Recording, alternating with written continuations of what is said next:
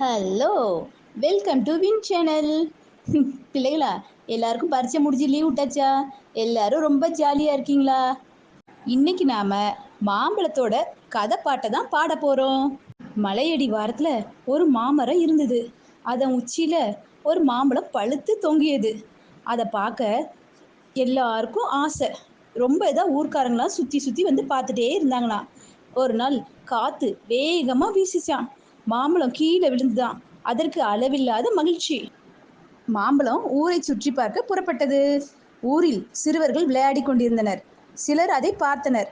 மாம்பழமே நில்லு, மாம்பழமே நில்லு, நாங்கள் உன்னை சாப்பிட போறோம், மாம்பழமே நில்லு அப்படின்னு கூச்சலிட்டனர்.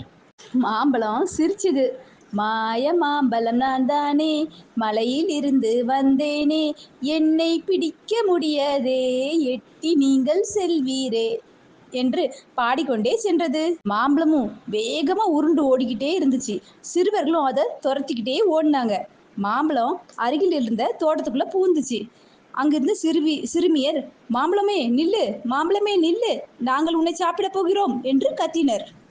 உடனே மாம்பழம் மாய மாம்பழம் நான் தானே, மலையில் இருந்து வந்தேனே, என்னை பிடிக்க முடியாதே, எட்டி நீங்கள் செல்வீரே மறுபடியும் பாடிக்கிட்டே வேகமா உருண்டு ஓடியது.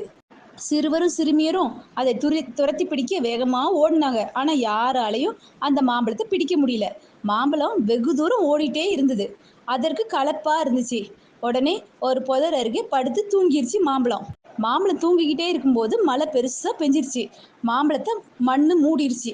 சூரிய ஒளி அதன் மேல விழ ஆரம்பிச்சிட்டு நாள்கள் பல நாள் சென்றன. அதிலிருந்து முளை குறுத்து வெளிவந்தது. ஆமா, அதுதான் மாமரமா வளர தொடங்கியது. பிள்ளைகளா, உங்களுக்கு இந்த கதையிலேருந்து என்ன தெரியுது? மாம்பழத்துக்குள்ள இருக்கிற கொட்டை, அதுதான் விதை.